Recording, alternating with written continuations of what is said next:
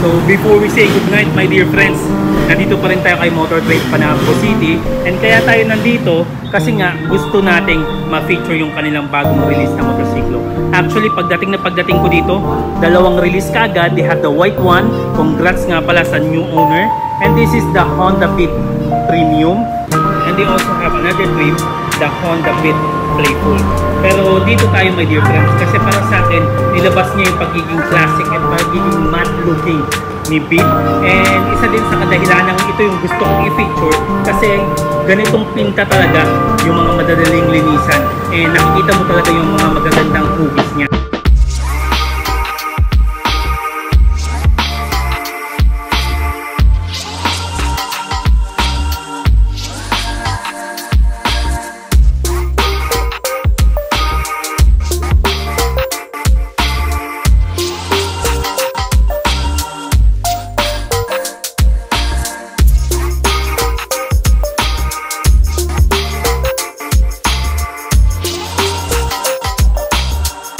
So nothing to expect much on the performance my dear friends. Naka 8.8 horsepower po siya with a 9.3 Nm of torque.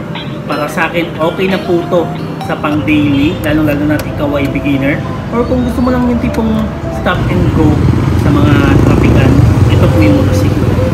So ang kanyang gas tank 4.2 liters, kaya niya pa rin pumalo ng almost 60 km per liter, so you have a 200 km range. Tinanggalan na po siya ng start and stop system, pero ang kanyang fuel consumption nasa 58 to 60 km per liter. And massive shoutout again kay Ma'am Dove. She's our model kasi nga, ikaw ba yung pinakamaliit? Ayan, massive shoutout kay Ma'am Dove. She's the cutest in the Honda Panabo team and she's 4'11". Ang wet weight nga pala nito 90 kilograms, isa pa rin sa pinakamagaan na 110cc scooter and 765mm po siya. Uupuan ulit ni Ma'am Do. Wow, mas abot mo Ma'am no? Mas manipis kasi yung ano niya, yung upuan niya, and also mas magaan siya. Way lighter than the Honda Click, tama po ba? Pero seal stock? Ayan, massive shoutout kay Ma'am Do. Ma'am Do, may gusto ko kayo pa-shoutout. Shoutout ko lang po yung family ko sa may Davao, sa Jakarta family. Taga Davao ka? Yes, taga Panabo, Davao. Boyfriend mo? Si Michael J. Ayan po, proud talaga eh. Massive shoutout kay Sir Michael J. Isa nga sa mamimension ko sa kanya, pagdating sa kanyang itsura, para siyang Honda Click 160 per don't ask me. Smaller or skinnier version siya, shall I say. Titignan niyo po yung mga pangil niya. Kasi na lang na binabaan yung CC, binabaan din ng konti yung mga magagandang materials na nilagay. But I kid you not my dear friends, isa pa rin ko sa pinakamurang scooter na mabibili mo na hapon dito sa Pilipinas. And para sa akin, dahil na ginawa siyang matte black, napaka-distracting na and aggressive nung kanyang harapan. And usually kapag nakakadaan ako ng Honda Beat sa madilim, akala mo malaking motor, hindi pala, nasa 110cc lang pala dahil sa kanyang ilaw. Yung LED niya, ayun, aggressive po ang kanyang harapan. Naka-combi brake po siya as it mentioned in the specification. And ito yung gustuhan ko sa kanya. Honda Beat may Showa flat suspension. Ang kanyang turn signals, naka-bulb na may diffuser sa gilid. So hindi siya masyadong halata and medyo low-key siya. Actually may mga nabago daw sa kanya. Also this one, ipindot na siya, hindi na siya yung disusi. So mas madali na and accessible. Ang kanyang compartment is kabaliktaran ng Click. Sa Click, dito po makikita ang kanyang USB port. Dito naman kay Beat. And it's a power outlet my dear friends. 12 volt socket. Okay lang naman po, walang problema. Kasya bang ang phone? Hindi. So kung isasaksak mo dito, dito mo ilalagay. It's a new additional at least my dear friends. Nandito pa rin yung kanyang mga hook. May hook ba dito? Wala po. Spacious pa rin ang kanyang floorboard. And maganda naman po ang pagkakayari sa kanyang pillion peg. Ayun, low-key lang ang datingan my dear friends.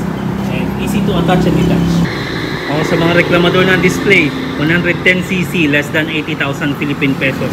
Huwag kayong mag-expect ng full digital my dear friends. May nahanap na ba kayong full digital sa kanyang presyo and sa kanyang kalidad? Let me know in the comment section below. Kung na ganito na palang style, hindi na siya hindi po masyadong malaki. So okay lang, hindi mo na kailangan tigasan yung pag-pinball. Pero yun nga lang, may kulang po rin. Dito na yung battery niya na side. Thank you sir. Sige sir. So it has a spacious seat compartment as well, my dear friends. Hindi lang files, pwede mo rin mailagay yung isang buwang brief mo kung tutuusin. And spacious din siya dito, ewan ko kung para saan to. Gas tank over here. The Beat branding on this part, my dear friends. Obviously, you cannot miss that one out. And maganda naman po yung kanyang katawan and ang kanyang upuan. Pwede pa rin sa long ride kahit papano. For smaller people, shall I say. Pero makapal siya eh. Ayan. Hindi nga lang malapad. And the seat, ito yung nirereklamo ko sa kanya. Kasi nga, palaging lamang sa itsura ang mga Honda scooters. Pero pagdating sa kanilang seat, talo. Sa likuran naman, ito yung makukuha natin. May diffuser pa rin ang kanyang bulb turn signals. Maganda naman po ang kanyang taillight. Hindi naman po pinagdamot. Carbon fiber fitment or carbon fiber design po ang pinapakita natin sa ating grab bar. Meron din siya sa kanyang bandang dito. Maganda pagkakayari. And most of the time, I prefer the emblem more if it does look like this. Maganda po yung pagkakayari. Matte black, you cannot be mistaken. Ayan po, magandang pintura. And hindi pinagdamot ang kanyang mga hugis. So makikita nyo yung kanyang hugis dito. Ayan o, 110cc. May pang-aerodynamic na design. Isipin nyo na lang yan. Maganda pagkakadesign ng motor. Maganda din yung design ng kanyang muffler. May carbon fiber looks pa rin po. This part, detachable po ang kanyang mid-guard. Isa sa bago mapapansin mo sa kanya, naka-gold forged wheels na po siya, may difference. Ang ganda lang talaga ng itsura. And makikita mo ito kay Beat. Usually, hindi mo masyadong makikita ito kay Click. Naka-tubeless na po tayo. 80, 90, 14 po tayo sa harapan. May likuran naman, 90, 90, 14 naman po. And naka-single-sided tayo dito sa may likuran. Braking power, branded. Wilson caliper po tayo. Hindi nga lang wavy disc, pero it's okay. And naka-drum brake po tayo sa may likuran. Combi brake po siya, complementary as for Honda. Isa pang dagdag natin, naka-park brake po sila. Dito na lang natin tignan kasi nga hindi pa nalagyan ng brake doon. Naka-Nissan brake cylinder po tayo sa may front brake.